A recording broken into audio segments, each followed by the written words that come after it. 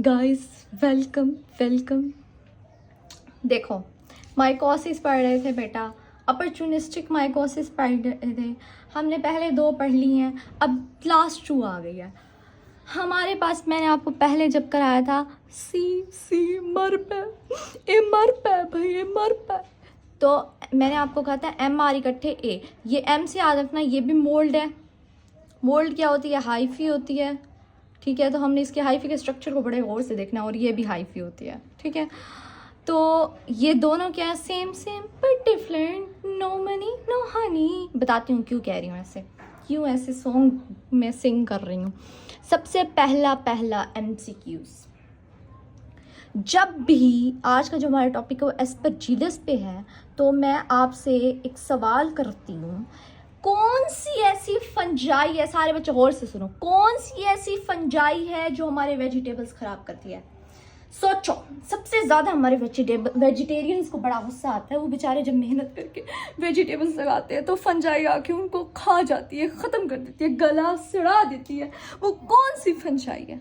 तो बेटा जी वो एस्परजिलस है। कौन सी है? एस्परजिलस। अच्छा, अब हम आते हैं एस्परजिलस पे ना। हमारी जो बुक है ना उसमें 2 टाइप्स लिखी हुई हैं, एफ से नाम है दोनों का। बड़ा इजी है, बिल्कुल परेशान नहीं होना, बिल्कुल टेंशन नहीं लेनी, सब कुछ याद हो जाएगा। बड़ा इजी रहो, बड़ा रिलैक्स्ड रहो, ओके।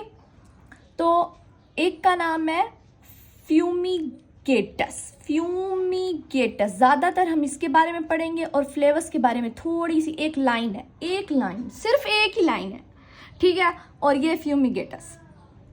नंबर 1 बात मैंने की, ये वाइडली, ये हमारे अपॉर्चुनिस्टिक हैं, और ये मोल्ड फॉर्म में होते हैं, ठीक है। और ये हाइफी बनाते हैं, और ये इम्यूनो कम्प्रोमाइज पे जो है ना, ये पहले बातें पढ़ के आए हैं, इम्यूनो कम्प्रोमाइज पे जो है ना ये हमला करते हैं, और वाइडली डिस्ट्रीब्यूटेड हैं, पूरी दुनिया में फैले हुए हैं।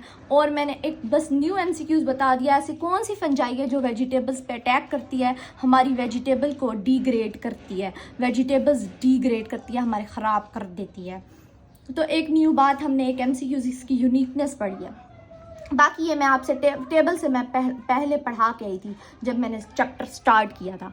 अब हम आ जाते हैं फ्यूमिगेटस और फ्लेवर्स की बातों पे। नंबर 1 पे तो मैं आपको कहूँगी, एक लाइन वाला जो हम फ्लेवर्स है ना पहले वो स्टार्ट करते हैं, फिर मैं आपको फ्यूमिगेटस के बारे में कुछ बातें बताती हूँ जो कि बड़ी ईजी हैं यार, बिल्कुल परेशान नहीं होना। कौन से ऐसे जो हमारे बच्चे देख रहे हैं जो अस्थमिक पेशेंट्स हैं, वो ना कमेंट सेक्शन में बताएं भाई हमें अस्थमा के ना ऐसे बस एलर्जी हो जाती है, कभी भी अस्थमा हो जाता है, तो भाई वो बच्चे ना हैंड रेज करें हमारे कमेंट सेक्शन में, ठीक है। अच्छा, फ्लेवर्स के बारे में ये बताया हुआ है बुक में कि ना अफलातून से मैंने आपको याद कराया था चैप्टर 47 में, अफलाटॉक्सिन्स रिलीज़ करते हैं ये फ्लेवर्स, अफलाटॉक्सिन्स रिलीज़ करता है। अफलाटॉक्सिन क्या होता है? कार्सिनोजेनिक है हमारे लिए, मतलब कैंसर कॉज करता है। नंबर 1 बात, इतनी सी बात किया भाई। अफलाटॉक्सिन, अफलातून से, अफलातून क्या है? कार्सिनोजेनिक है, सिंपल इज दैट, यही बात की हुई है। अब फ्यूमिगेटस के बारे में क्या बताया हुआ है बुक में, ये बात याद रखो। फ्यूमिगेटस का कहा हुआ है कि ना, जब पहली बात, अच्छा तुम लोग ना एस्परजिलस और राइजोपस और म्यूकर की ना मैं हाइफी के बारे में बताती हूँ, क्योंकि मोल्ड फॉर्म में होती है तो इनका एक पास्ट। अच्छा मैं आपको पहले ये बता दूँ, एस्परजिलस मैंने इंपॉर्टेंट क्यों लिखा हुआ है, इसमें MCQs तो आते ही आते हैं।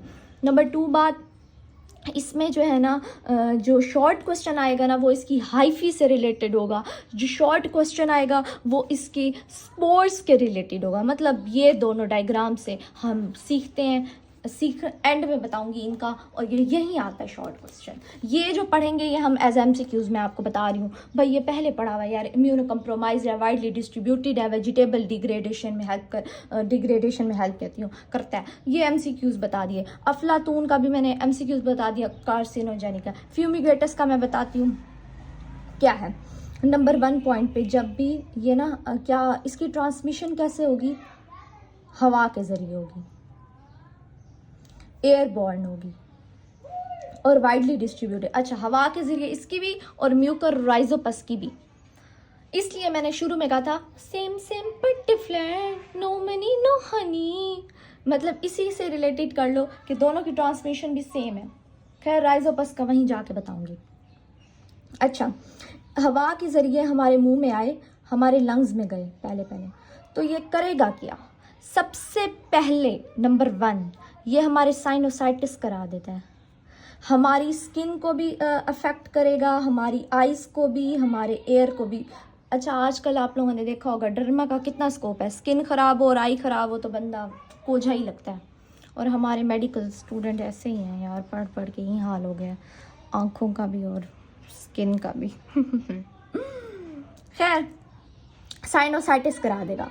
नंबर 2 पे मैं आपको कह रही हूँ कि भाई जो टीबी के पेशेंट है ना, ये उनके लंग्स में क्या करता है, कैविटीज़ बना देता है। ये एमसीक्यूज़ है, उनके लंग्स में कैविटीज़ बना देता है और उन कैविटीज़ को ये कहते हैं, बुक में लिखा हुआ है, उसको हम कह रहे हैं फंगस बॉल। क्या बनाता है? फंगस बॉल बनाता है। और ना जब हम उसका एक्सरे करते हैं ना, हमारी टीचर ने बताया था, जब हम एक्सरे करते हैं ना उसमें हमें फंगस बॉल ना हिलती हुई नज़र आती है। फंगस बॉल को एक और नाम है एस्परजिलोमा, क्या भी कहते हैं, से ही याद रखो, इस एस्परजिलोमा कहते हैं। नंबर 3 बात, ये ना एस्थमिक रिएक्शन हो जाता है बंदे को, जैसे ही इसके स्पोर्स आते हैं ना हमारे मुंह, हमारे सांस के ज़रिए जैसे ही आएंगे ना, हमें अस्थमा ज़ोर ज़ोर से खांसी होना शुरू हो जाएगी, सांस नहीं आएगी क्योंकि हमें एस्थमिक रिएक्शन हो जाएगा। 3 बातें हो गई। सबसे पहले हमारे साइनोसाइटिस करा लेगा, साइनस की इन्फ्लेमेशन हो जाएगी। नंबर 2, टीबी वाले पेशेंट में कैविटीज़ बना देता है। टीबी के पेशेंट को, ट्यूबरक्यूलोसिस के पेशेंट को माइकोबैक्टीरियम जिसकी वजह जो करवाता है टीबी, उसमें फंगस बॉल बन जाएगी जिसको एस्परजिलोमा कहते हैं। तीसरा, ये अस्थमा करता है। सिंपल सी बात है, तरतीब से इंसान का बच्चा बना और देखो उसके साइनोसाइटिस उसके लंग्स को अफेक्ट किया टीबी के, और अस्थमा करा दिया। जो हम जैसे पेशेंट होते हैं जिनको टीबी नहीं होता, ठीक है, उसमें अस्थमा करा दिया। और फ्लेवर्स का मैंने आपको क्या याद कराया भाई, कार्सिनोजेनिक है, अफ्लातून्स। इतनी क्लिनिकल फाइंडिंग्स हो गई, इसके बारे में बात हो गई, इसकी लैब डायग्नोसिस सेम होगी, वहीं की वहीं होंगी। बस अब मैं इसकी बात पे आऊँगी जो हमारा सबसे इम्पॉर्टेंट टॉपिक है, सबसे इम्पॉर्टेंट चीज़ है इसमें, सबसे इम्पॉर्टेंट चीज़ इसकी जो हाइफी के बारे में मैं आपको बताने वाली हूँ ना, हमेशा याद रखो। और ये शॉर्ट क्वेश्चन है पास्ट पेपर का, प्लीज़ फोकस ऑन दिस। इसकी हाइफी कैसी है? इसकी हाइफी ऐसी है। कैसी है? ऐसी है, ऐसी। नज़र आ रहे हैं? सेप्टेट वी शेप है, सेप्टेट बने हुए हैं, सेप्टेट हाइफी है, ठीक है, बात ख़त्म हो गई। वी शेप है, सेप्टेट हाइफी है, और हमने पढ़ा हुआ था सेप्टेट में एक एक न्यूक्लियस होता है, मोनोन्यूक्लियस है, मोनोन्यूक्लिएट है, ठीक है। नंबर 3 पॉइंट लिख लिया। और मैं क्या कहूँगी, और इसको हमने कंपेयर करना है हाइफी ऑफ द, किसकी हाइफी से? म्यूकर और राइजोपस की। और यहीं पर मैं एक सॉन्ग गाऊंगी। पास्ट पेपर का शॉर्ट क्वेश्चन है, difference between the hyphae of the Aspergillus and Mucor and Rhizopus. तो बेटा उसी के बारे में मैं आपको बता रही हूँ, राइजोपस, ठीक है। उसकी हाइफी इसकी जगह ना ऐसे वी शेप की जगह ना ऐसे सीधी है, ये मतलब वी शेप थी, ये ऐसे हो गई है, वो ऐसी है, राइट एंगल पे है। मतलब ये जगह ना उसकी यूं है, ऐसे सीधी राइट एंगल पे। और वो क्या है? सेप्टेट नहीं है, नॉन सेप्टेट है। नंबर 1 बात, वो क्या है? राइट एंगल पे है, 90 डिग्री के एंगल पे, ये देखो 90 डिग्री के एंगल पे। नंबर 2 बात कि वो मल्टी न्यूक्लिएट है, नॉन सेप्टेट है, मल्टी न्यूक्लिएट है। और तीसरी बात, नॉन सेप्टेट है। और एक और है एमसीक्यूज इसका कि इरेगुलर है, यहाँ से ऐसे टेढ़ी मेढ़ी है, ब्रॉड और इरेगुलर। मैं आपको दिखाती हूँ, ये डायग्राम देख लो, सब कुछ याद हो जाएगा। वी शेप है, सेप्टेट है और मोनोन्यूक्लिएट है, एक एक न्यूक्लियस है इसमें। और ये क्या है? मल्टी न्यूक्लिएटेड है, और क्या है? राइट एंगल पे है और इरेगुलर है।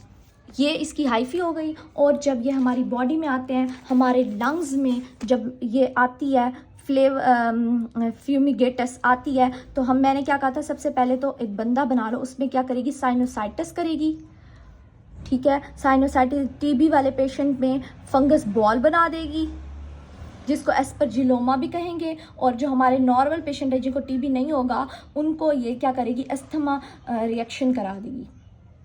ठीक है। उसके बाद मैं इसकी हाइफी पे गई, हाइफी हो गई, हाइफी बनी हुई है। हाइफी के ज़रिए हमारे पास इसमें एयरबॉर्न स्पोर्स कैसे होंगे, इसमें ये हवा के ज़रिए आएगी। अच्छा, हाइफी ये हो गई। अच्छा, अब इसके ना एसेक्सुअल स्पोर्स कैसे हैं, जो हम लैब में भी देखते हैं। बहुत मज़े की चीज़ है। ऐसे फ्लावर नहीं बना हुआ होता, ऐसे बना हुआ होता है इसके स्पोर्स। बहुत क्यूट डायग्राम है ये, ऐसे स्पोर्स बने हुए हैं लाइक अ फ्लावर टाइप। तो हम क्या कहेंगे, इसकी जो एसेक्सुअल स्पोर्स हैं, रेडिएटिंग जो है ना स्पोर्स हैं इसके। अच्छा, अब इसका डिफरेंस होगा हमारे पास, इसकी हाइफी का डिफरेंस राइजोपस और जो आगे म्यूकर पढ़ाऊंगी, राइजोपस और म्यूकर का नेक्स्ट लेक्चर में। म्यूकर की हाइफी क्या है, राइट एंगल पे है, ऐसे हो जाएगी वी की जगह ना, ऐसे वी की जगह सीधी हो जाएगी। राइट एंगल पे है, इरेगुलर है, और यहाँ से ऐसे, ये तो सीधी सीधी है ना, सीधी सीधी प्यारी प्यारी, और नॉन सेप्टेट है और ओ सिनोस्टेटिक है। लेकिन उसका जो स्पोर्स है ना वो एक बंद हुए हैं। किसने बंद हुए हैं, ये देखो बंद हुए हैं, और हम उससे कह रहे हैं स्पोरेंजियम में बंद हुए हैं। इतना सा याद रखना, ये डायग्राम्स फोकस करो, एक तो हाइफी की इसकी और इसके स्पोर्स की, ये बने हुए हैं इसके स्पोर्स। क्लोज करें, क्लोज करें, क्लोज करें, क्लोज, प्लीज़ फोकस करें, ठीक है। अच्छा, मैंने ये भूल गई हूँ बताना ABPA के बारे में। अच्छा, बताती हूँ इसका भी। अच्छा मेरे बच्चों, इसमें क्या है, ये हवा के ज़रिए ना, ये इसकी हाइफी थी, उसके ऊपर ना स्पोर्स बने हुए थे, रेडिएटिंग कॉलम्स टाइप। हवा के ज़रिए वो हवा में फैल गए, हवा के ज़रिए गए, जिनकी इम्यूनिटी कम हुई उनमें कुत्तापन अपना दिखाया, उनकी स्किन, आई, एयर, लंग्स को अफेक्ट किया। टीबी की कैविटी, टीबी में जाके कैविटीज़ बनाई, जिसको हम फंगस बॉल भी कहते हैं, एस्परजिलोमा भी कहते हैं। और जो नॉर्मल पर्सन है उसमें क्या किया, और एक्सरे में हमें ये नज़र आएगा। यहाँ पर फोकस करो, रुको मैं आपको दिखा दूँ, पैथोजेनेसिस पढ़ा देती हूँ। यहाँ पर वही बात है, ट्रांसमिशन में एयरबॉर्न है। नंबर 1 पे हमें ये हाईलाइट कर लो, स्किन पे, और इस पे अफेक्ट करते हैं, फंगल साइनोसाइटिस करवा लेते हैं, ठीक है। ब्रेन तक भी जा सकते हैं, न्यूरोपैनिक पेशेंट हो सकता है बंदा, ये खुद पढ़ लेना। दूसरी बात बस याद रखना, टीबी वाले में फंगस बॉल कहते हैं, जिसको एस्परजिलोमा भी कहते हैं, और वो एक्सरे में हमें हिलती हुई नज़र आती हैं। जब हम उसको, एक पेशेंट है ना, उसको सुपाइन इरेक्ट पोजीशन से सपाइन पोजीशन में लेकर आते हैं ना, तब हमें ये नज़र आते हैं। उसके बाद हमारे ना हाइपर सेंसिटिविटी हो जाती है, इसको कहते हैं ABPA, आपने याद करना है, एक्यूट ब्रोंको पल्मोनरी एस्परजिलोमा। ये हमारे पास इसमें लिखा हुआ है, ये वहीं की वहीं बातें। अगर आप ये पैराग्राफ पढ़ लेते हो ना, ये दो पूरा आगे सेम है, सेम है, ठीक है। उसके बाद आगे अस्थमा का बताया हुआ है कि अस्थमा हो जाता है, और ये देखो यहाँ पर एक लाइन लिखी हुई है, एस्परजिलस फ्लेवस का अफ्लातून होता है और वो कार्सिनोजेनिक है, ठीक है। उसके बाद लैब डायग्नोसिस भी बहुत इजी है। जैसे आपने ट्रीटमेंट प्रिवेंशन को छोड़ देना, बकवास है। अच्छा, हमें क्या मिलती है, सेप्टेट हाइफी मिलती हैं, वही वाली बात। कल्चर करेंगे तो हमें रेडिएटिंग कॉलम्स मिलेंगे, वही वाली बात है यार। और IgE एलर्जी में ज़्यादा हो जाता है, आपको पता होगा, जब अस्थमा होगा तो IgE ज़्यादा हो जाएगा, इओसिनोफिलिया भी ज़्यादा हो जाएगा। इतना वो नहीं है, मुश्किल नहीं है। और आपने ये ऊपर रेड से जो लिखा हुआ है ना, ये रीड करो और इसको एज MCQs आप लोग लिख लो।